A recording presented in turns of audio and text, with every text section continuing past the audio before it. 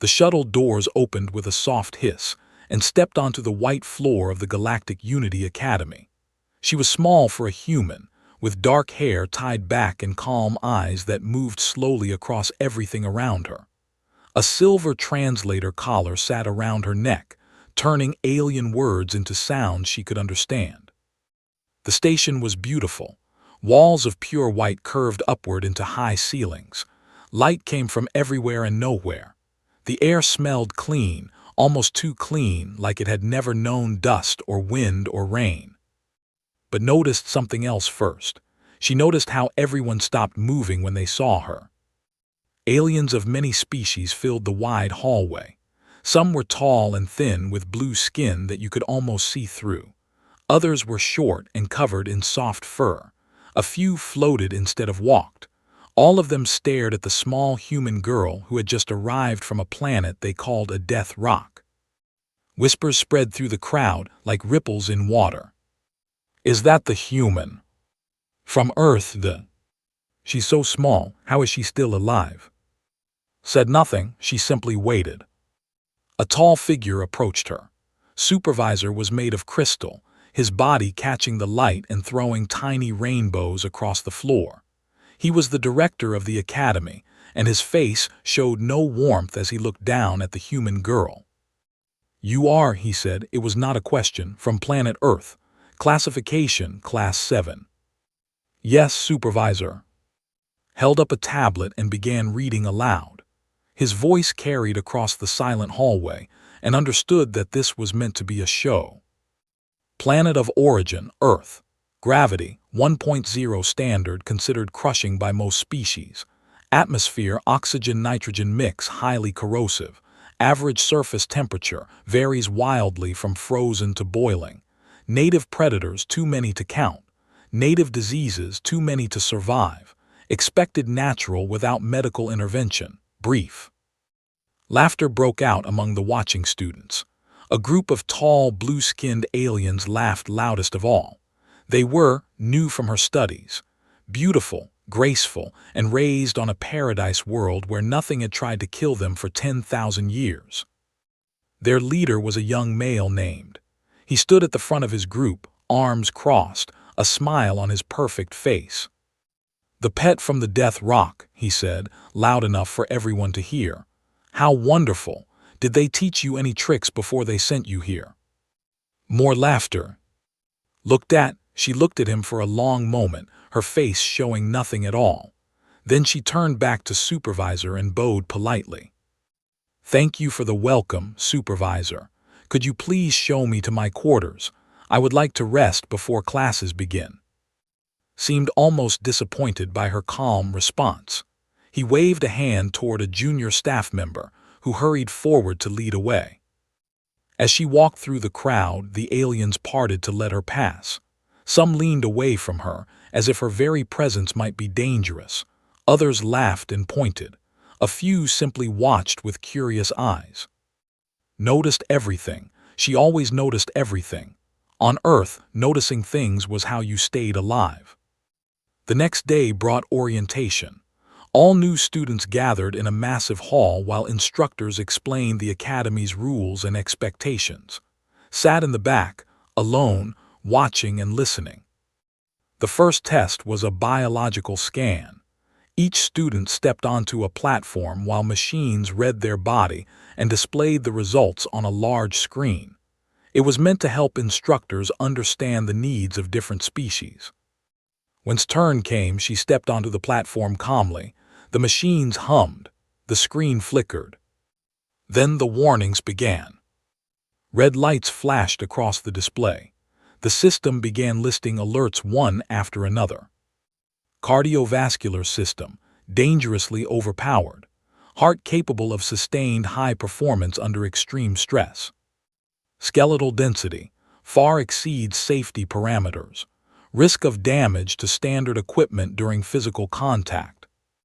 Muscular structure, optimized for burst strength and endurance simultaneously.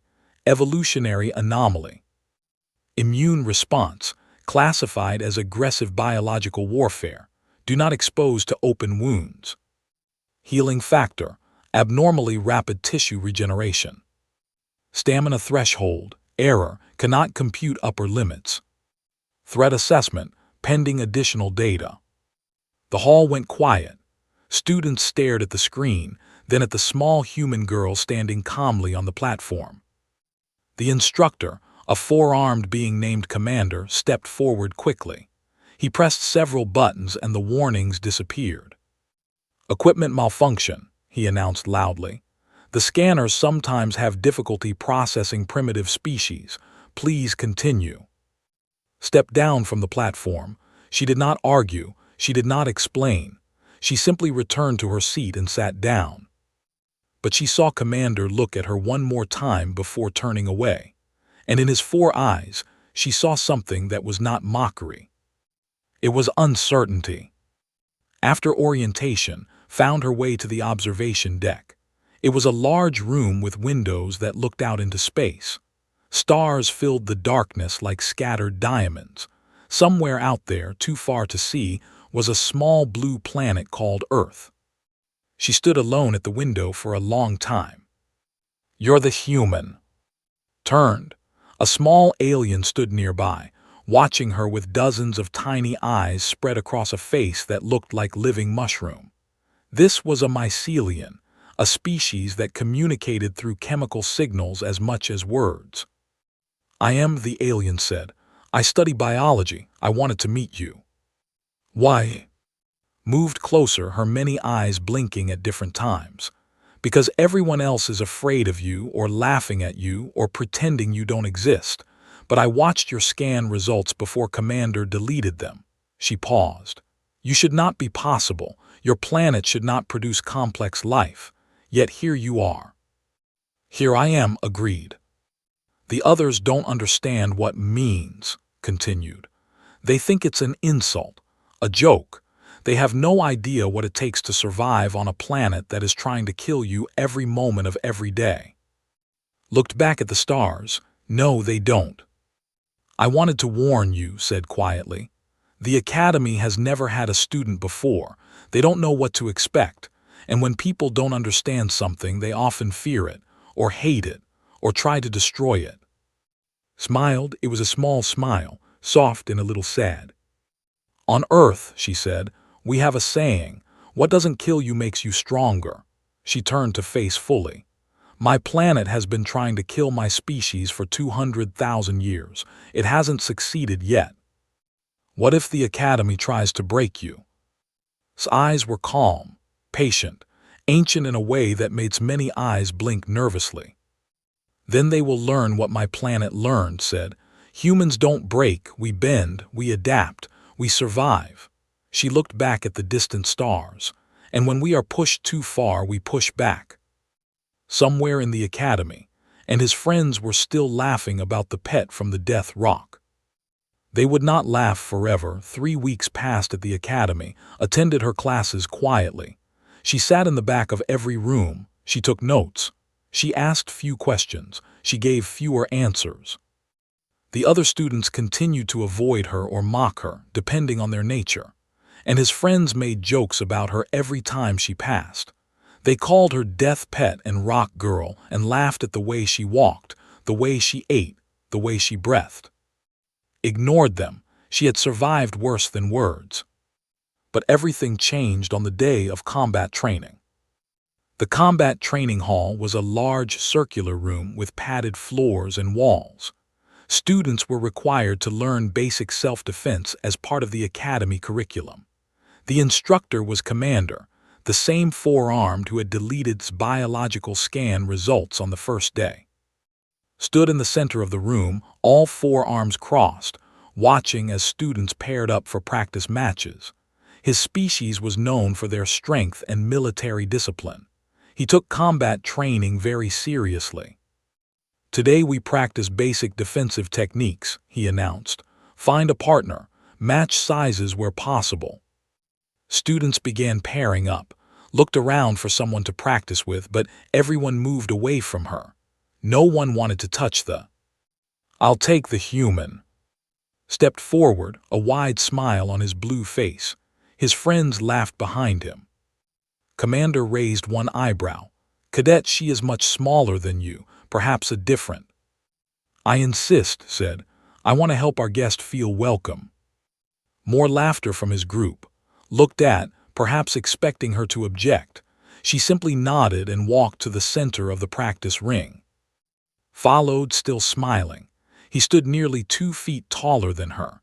His species had evolved on a world with lower gravity than Earth, making them tall and elegant. But they had never faced predators, never fought for survival, never known true danger. Try not to break, little, said loudly. Said nothing. She settled into a ready stance, her weight balanced, her hands open and relaxed. Her eyes never left center of mass. Begin, Commander called. Moved first. He was trained in martial arts, which emphasized grace and flowing movements. His strike was quick and precise, aimed at shoulder in a standard disabling move. Was not there. She moved sideways so fast that several watching students gasped. One moment she was in front of strike. The next moment she was beside him, completely untouched. Smile flickered. He attacked again, faster this time. A sweep toward her legs, a thrust toward her chest, a grab for her arm. Avoided each attack with small, efficient movements. She did not strike back. She did not even seem to be trying hard. She simply moved like water around stones, always flowing away from danger. The hall grew quiet. Students stopped their own practice to watch. His face darkened with frustration. His species turned purple when they felt strong emotions. Right now, his blue skin was shifting toward violet. Stop running, he snapped. Fight me properly. Said nothing. Attacked again, but this time he abandoned the training protocols. His strike was no longer a practice move. It was a real attack, powered by genuine anger and aimed at its face. The watching students held their breath. Caught his arm. The movement was so fast that most species present could not follow it. One moment's fist was flying toward her head.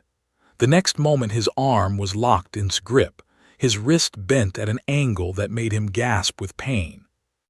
The hall went completely silent. Held him there for 3 heartbeats. Her grip was unbreakable despite her small size. Her face showed no emotion at all. Then she released him gently and stepped back. You should be more careful, she said. Her voice was quiet, but it carried across the silent room. If I had reacted on instinct instead of thought, I could have broken your arm in 6 places. Stumbled backward, clutching his wrist. His face was fully purple now, twisted with humiliation and rage. You're threatening me.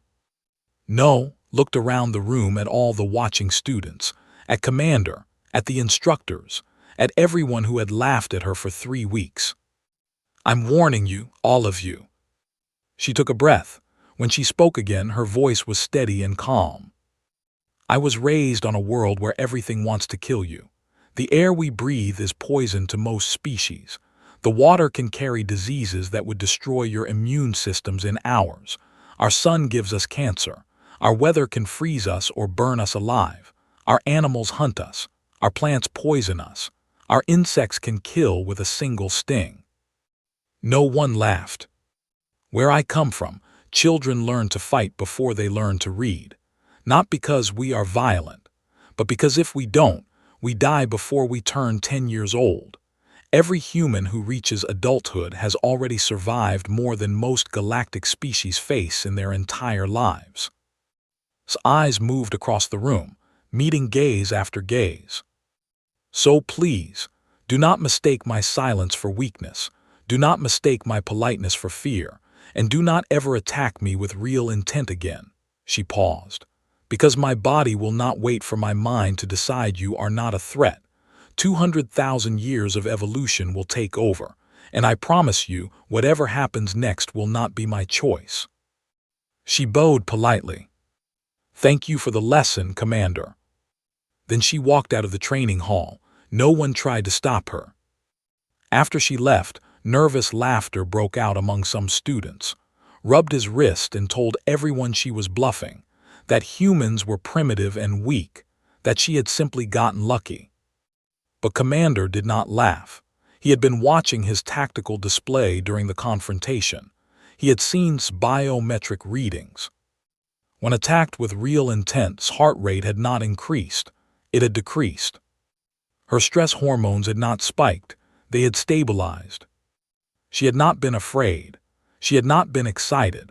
She had entered a state of calm focus that had only seen in the most elite soldiers of the most battle-hardened species. She had been restraining herself. That night, found on the observation deck again, the human girl sat on the floor with her back against the window, staring at nothing. "You warned them," said. "Yes." "They won't listen." Smiled that small, sad smile again. "No, they won't.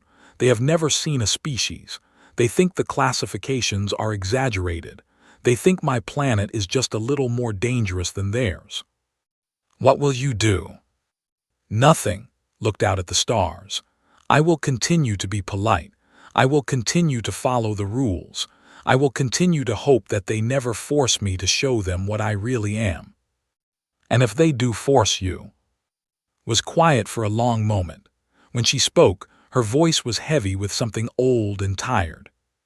"When my people first made contact with the Galactic Council, they laughed at us too. They called us primitives from a death rock. They said we would never survive in the galaxy." "What happened?" "They stopped laughing eventually," closed her eyes. "They always stop laughing eventually." Sat down beside her friend. Together they watched the stars in silence. Somewhere in the academy was telling everyone that humans were nothing to fear. He was wrong. But he would not understand that until it was almost too late. 2 months passed at the academy. The seasons changed on distant planets, but inside the station, everything remained the same. Perfect temperature, perfect light, perfect safety. Too perfect, thought sometimes. A place this safe made people forget that the universe was not safe at all. She had made few friends since arriving. Remained closest to her, the small fungal alien fascinated by everything human. They spent many evenings together on the observation deck, talking about their different worlds. "Tell me about rain again," would say. "Water falling from the sky, it sounds terrifying." "It can be," would answer. "Floods kill thousands sometimes, but rain also makes things grow. It gives life even as it takes it." "Your planet is strange." "My planet is honest. It doesn't pretend to be safe when it isn't." Another student had begun approaching as well. His name was a young with 4 arms and a brilliant mind. He was studying species for his research project, and he found fascinating. "Your species should not exist," he told her one day in the biology laboratory. "I have run the numbers 17 times. The evolutionary pressures on Earth should have destroyed all complex life millions of years ago. Yet here you are, talking to me, solving equations, building starships." "We are stubborn," said simply. "No," shook his head, all 4 hands gesturing with excitement. "Stubbornness is not enough. Many species are stubborn. They die anyway. You adapted. You overcame. You turned every weakness into a strength." He paused, looking at her with genuine wonder. "How?" Thought about the question for a long moment. "We learned something early," she finally said. "We learned that the universe doesn't care if we live or die. The planet didn't care. The predators didn't care. The diseases didn't care. Nothing cared." "That sounds hopeless." "It was, so we decided to care for each other instead," smiled. "We couldn't make the universe kind, but we could make ourselves kind. We couldn't stop death, but we could face it together." Was silent for a long time after that. But not everything at the academy was quiet learning and peaceful talks. Had not forgotten his humiliation in the training hall. He had gathered his friends and begun a campaign against. They sabotaged her equipment during practical lessons. They spread rumors that human touch was contagious. They told younger students that carried deadly diseases. They supervised her to expel her for being a danger to everyone. Was happy to listen. He called to his office one afternoon. his crystalline body throwing cold rainbows across the walls. "Several complaints have been filed against you," he said. "Students feel unsafe. Instructors are concerned. Perhaps you would be more comfortable returning to Earth." Stood before his desk, hands clasped behind her back, face calm. "With respect, Supervisor, I was sent here by Earth's United Council. Removing me would be a diplomatic incident." His crystal face hardened. "We shall see how long your diplomacy protects you, little human. This is my academy, and I decide who belongs here." Bowed and left without another word. But something else was bothering her, something worse than politics and prejudice. It had started as a feeling, a tickle at the back of her mind that wouldn't go away. Something was wrong with the station. She couldn't explain how she knew. She just knew. Humans called it instinct. It had kept her species alive for 200,000 years. Began exploring during her free time. She wandered through corridors that students weren't supposed to enter. She read maintenance reports that weren't meant for her eyes. She studied the station's systems until she understood them almost as well as the engineers who built them. And she found something. The shield generators were fluctuating. Not much, just tiny variations that the automatic systems dismissed as normal wear, but had grown up watching for small signs of danger, a slightly different sound in the forest, a subtle change in the wind, a shadow that moved when it shouldn't. Small things killed you on Earth. You learned to notice them or you died. She took her concerns to station security. A board officer listened to her for 30 seconds before cutting her off. "The systems are monitored by artificial intelligence. If there was a problem, we would know. Go back to your classes, student." Did not argue. Arguing would do nothing, but she did not stop watching. Found her one night in the engineering section, studying technical diagrams on a stolen tablet. "What are you doing here?" he asked. "This area is restricted." "Something is wrong with the shields," said. "The power fluctuations are getting worse. Look at this pattern, it's not random. Something is causing it." Took the tablet from her, his 4 hands scrolling through the data. His expression changed slowly from annoyance to interest to concern. "This is unusual," he admitted, "but it could be normal degradation. These stations are old." "It's not normal," said firmly. "I can feel it." "Feel it" made a sound of disbelief. "That's not scientific." Looked at him steadily. "On Earth we call it instinct. Millions of years of evolution built it into our brains. It processes information faster than conscious thought. It notices patterns that our eyes see but our minds miss." She paused. "I have learned to trust it. It has saved my life many times." Was quiet for a moment. Then slowly he sat down beside her. "Show me what you found." They worked together through the night. Brought his engineering knowledge. Brought her pattern recognition and her stubborn refusal to ignore the warning signs. By morning, they had mapped every fluctuation in the station's power grid for the past 3 months. The pattern was there, hidden, subtle but real. "Someone has been testing the shields," said finally, his voice worried. "Probing for weaknesses. These fluctuations aren't accidental. They're responses to external interference."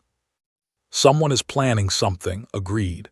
"An attack maybe, and no one is paying attention. We should tell the supervisor." "He won't listen." His voice was bitter. "He hates me. Anything I say he will dismiss." "Then commander or station security. Someone has to know." Shook her head slowly. "I already tried security. They laughed at me. And is loyal too. No one here trusts the human from the..." Stared at his data. "So what do we do?" Looked out the window at the stars.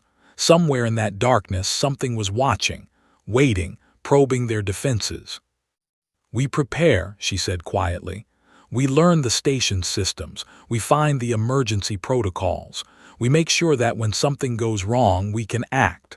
She turned to face. "Because something will go wrong. I can feel it coming like a storm." "How can you be so sure?" Smiled, but there was no happiness in it. On Earth, the calm never lasts. There's always another storm, always another predator, always another disaster. She took a deep breath. This station has been calm for too long. Everyone has forgotten what danger feels like, but danger doesn't forget, it just waits. She looked back at the stars. And it's almost done waiting. Felt a chill run down his spine that had nothing to do with the temperature.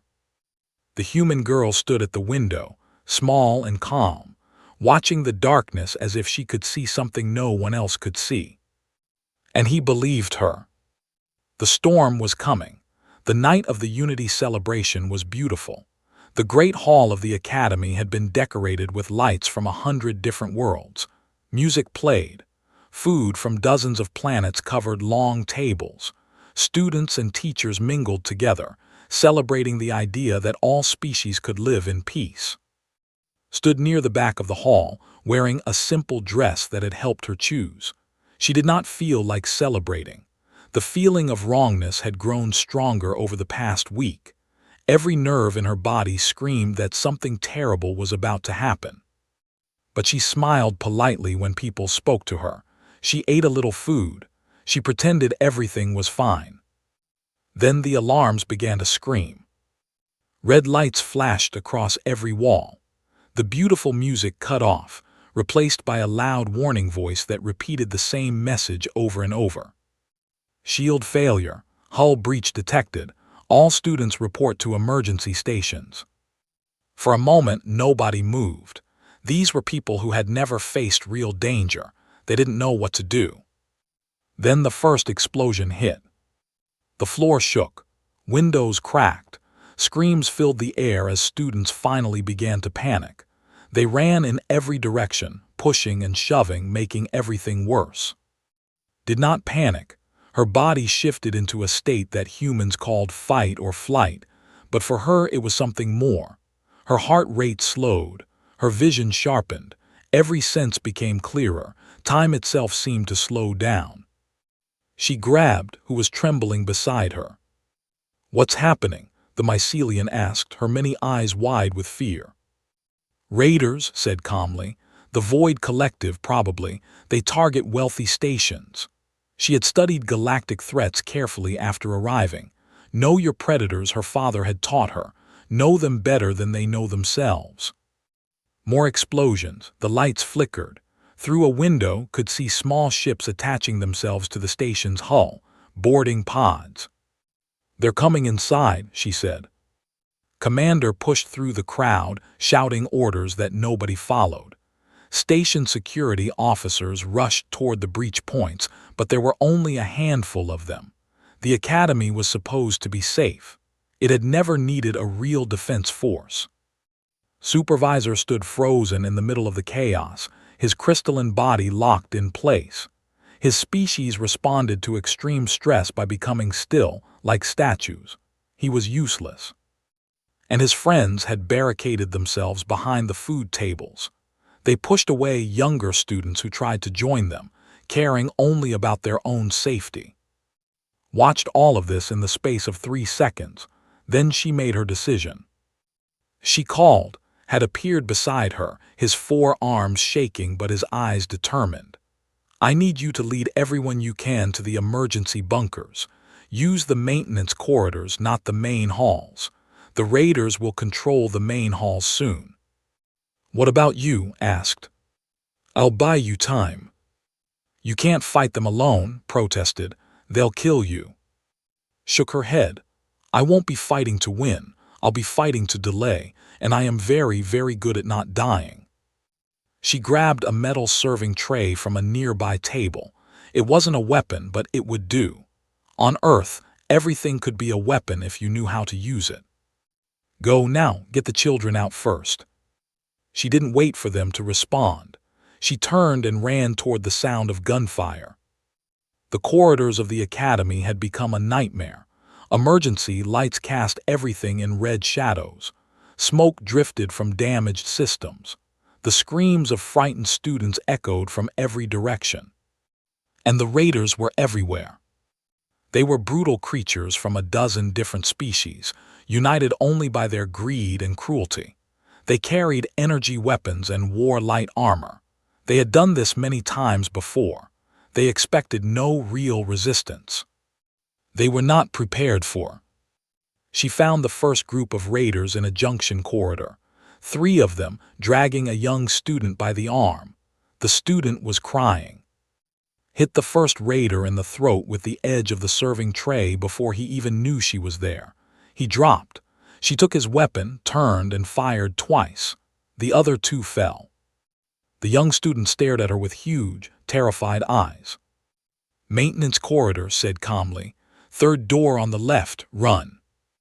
The student ran. Kept moving. Word began to spread among the raiders through their communication devices. Could hear their voices growing more confused, then worried, then afraid. "Something's hunting us in the corridors. Lost contact with Team 3. What is it? What's out there? It's fast, it won't stop, it just keeps coming." A raider shot in the shoulder. The pain was incredible, but she had been trained to ignore pain since childhood. Pain was just information her grandmother had taught her. Process it later. Survive now. She broke the shooter's arm, took his weapon, and kept moving. A blade cut her side. She felt her blood spilling but didn't slow down. She grabbed the blade's owner and threw him into a wall hard enough to crack it. The raiders began to panic. "Fall back. It's not going down. What is this thing?" They had never seen a fight. They had never faced something that treated pain like a suggestion and death like a challenge. They had evolved on easy worlds in easy lives. They had never learned what it meant to truly struggle for survival. Had learned that lesson every single day of her life. For 19 minutes, she held the main junction corridor alone. 19 minutes of fighting, bleeding, surviving. 19 minutes that gave and time to evacuate hundreds of students through the maintenance tunnels. When Commander finally reached her with a squad of security reinforcements, he found her standing over a pile of unconscious and injured raiders. She was bleeding from at least a dozen wounds. Her borrowed weapon was empty. She had been fighting with her bare hands at the end. But she was still standing. "Reinforcements are coming," said, his voice shaking despite his military training. "Galactic Patrol, 20 minutes out." Nodded. "Good. I can hold for another 20 minutes if needed." Stared at her. "You're injured, you're covered in blood, half of it is yours." "I know," his voice was perfectly calm. "On Earth we have a saying, pain is just information, I can process it later." That's not possible. Your body should have shut down by now. Shock alone should have." "My body knows we're not safe yet." Turned her dark eyes toward the corridors where more raiders might still be lurking. "It will keep working until the threat is over. Then I will rest." Behind them, the sound of evacuation continued. Students reached safety in the bunkers. Security forces pushed back the remaining raiders. The tide was turning. Because one small human girl had stood in the breach and refused to fall. Watched her, this tiny creature from a death rock, covered in wounds that would have killed most species, still ready to fight. For the first time in his long military career, Commander understood what really meant. It didn't mean a world of death. It meant a world that created survivors, fighters, creatures who looked at death every single day and said, "Not today." And he was very, very glad that this particular was on their side. 3 days after the attack, the academy was still recovering. Repair crews worked on damaged sections of the station. Counselors helped frightened students process what they had experienced. The Galactic Patrol had arrived and taken the surviving raiders into custody. 17 students had been injured during the attack. None had died. That number should have been much higher. Everyone knew why it wasn't. Lay in the medical bay, finally allowing the station's doctors to treat her wounds. She had fought them at first, insisting she was fine, insisting there might still be work to do.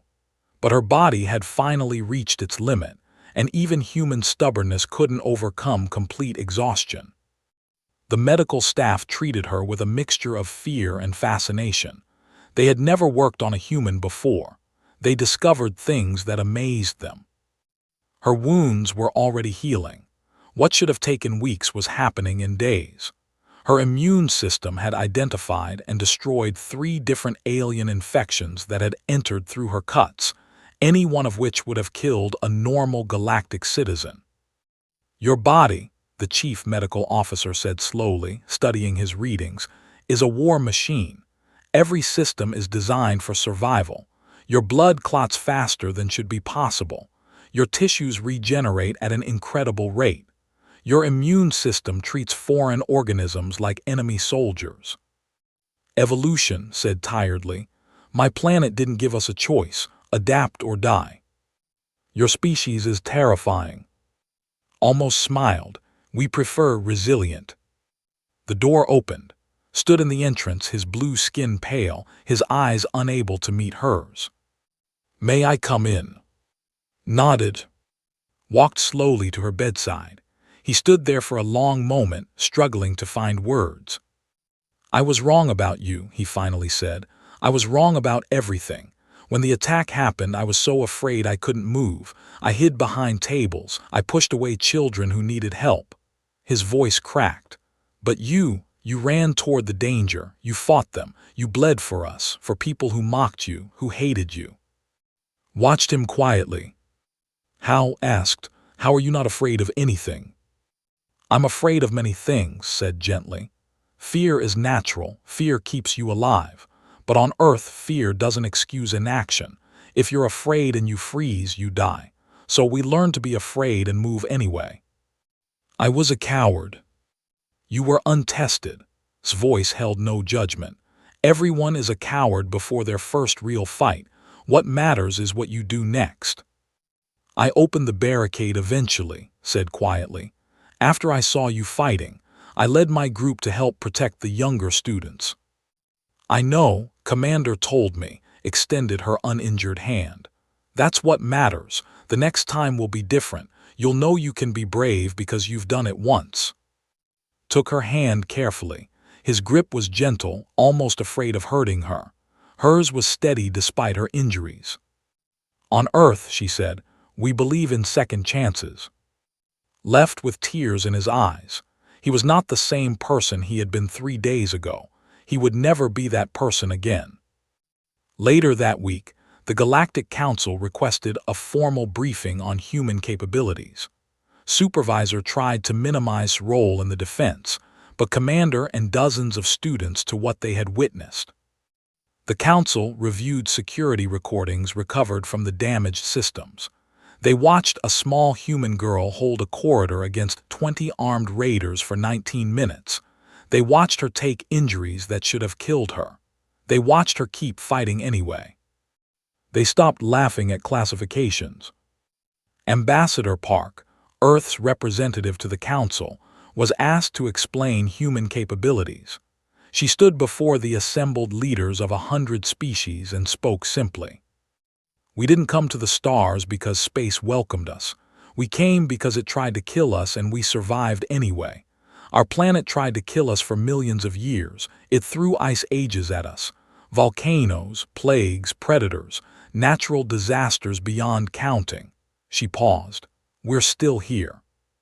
"How?" a council member asked. "How did you survive when so many species would have fallen?"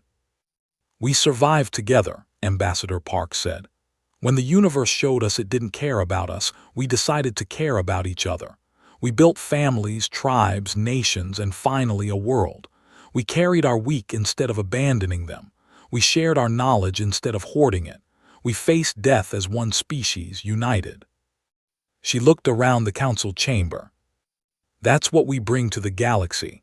Not just our strength, not just our endurance, but our stubborn, impossible refusal to leave anyone behind." Months later, the Academy had been fully repaired. New security measures were in place. The shield fluctuations that had noticed had been traced to a spy inside the maintenance crew, now arrested and awaiting trial. Stood on the observation deck, but she was not alone anymore. stood beside her along with Commander and a dozen other students. Some were species still couldn't pronounce correctly, but all of them had changed since the night of the attack. They no longer saw Earth as a death rock. They saw it as a forge, a place that created something extraordinary through fire and pressure and endless challenge. A young student approached nervously. She was one of the youngest at the academy, barely more than a child by her species standards. "Is it true you can teach us," she asked, "how to be less afraid?" Knelt so she was at eye level with the young alien. "I can't teach you to not be afraid," she said gently. "Fear is part of being alive. It tells you when something is dangerous. It keeps you alert." "Then what can you teach us?" "What my grandmother taught me," smiled. "Courage isn't the absence of fear. Courage is deciding that something else is more important." "What's more important than being safe?" Looked at the friends gathered around her. At who had trusted her from the first day. At who had helped her find the truth. At the students who had once mocked her and now stood beside her as equals. "Each other," she said. The young student didn't fully understand. She was too young, her life too easy. But she would learn. They all would learn. The galaxy was a dangerous place and the easy days were ending. But maybe, with humans to teach them, the other species would learn what Earth had learned long ago.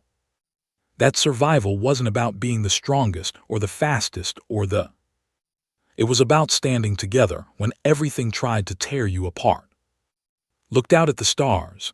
Somewhere in that vast darkness, Earth hung in space, a tiny blue marble circling an ordinary yellow sun, a death rock, a forge, a home. She had been sent here to prove that humans belonged in the galaxy. She had done more than that. She had shown them what humanity truly meant. Not the ability to destroy. The refusal to give up. And as she stood surrounded by friends who had once been strangers, knew that this was just the beginning. The galaxy had stopped laughing at the... Now it was ready to learn from them. And humans, as always, were ready to teach.